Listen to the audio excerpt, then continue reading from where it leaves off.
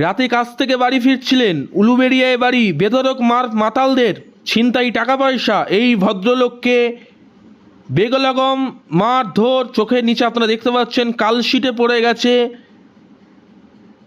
মাতালদের। এটা পশ্চিমবাংলার অবস্থা, এই তো ভয়ঙ্কর অবস্থা। কি ঘটনা ঘটছে দেখুন।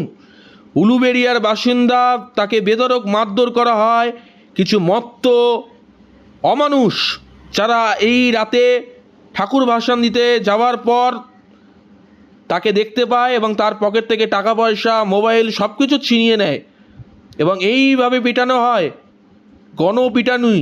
আপনারা দেখতে পাচ্ছেন, আপনাদের সেই চিত্র দেখাচ্ছি। কেবিপি আনন্দ, অত্যন্ত ভয়ঙ্কর অবস্থা।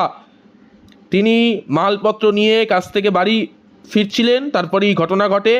তিনি জানিয়েছেন তাকে স্থানীয় যারা রয়েছে তাকে খাবার দেয়, তার কাছে টাকা পয়সা নেই, বাড়ি ফেরার মতো অবস্থা নয়। তিনি দেখতে পাচ্ছেন ভয়ঙ্কর অবস্থা, সুরক্ষিত নয় কেউ। এই বাংলা, এই পশ্চিম বাংলার চিত্র বিস্তারিত আমরা তুলে ধরবো। দেখুন কেবিপি আনন্দে কি কি ঘটেছে। অবস্থা কে করলো এরকম? ওই সব মধুমাতালরা ধরে 4 জন ছিল, হ্যাঁ বলছে কি আছে সব দিয়ে মেরেছে। হ্যাঁ। ব্যাগ ছেড়ে দিয়েছি, ব্যাগ পাত্র টাকা পয়সা যা ছিল সব দুটো পর্যন্ত নিয়ে নিয়েছে। চটি পর্যন্ত নিয়ে গেছে, আপনি জমে গেছে। হ্যাঁ পুলিশকে বলেছেন? বলেছি। কি বললো? বলছে, ঠিক আছে দেখছি।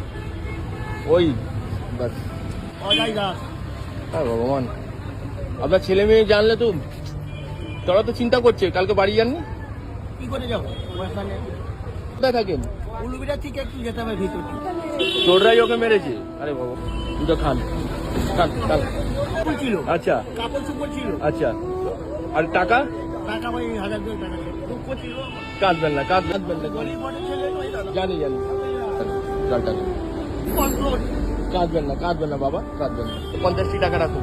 আমি কি করলাম? এটা ধন্যবাদের কি আছে? আপনি, আমার কষ্ট লাগছে, সেই সময়টা আমরা ছিলাম না।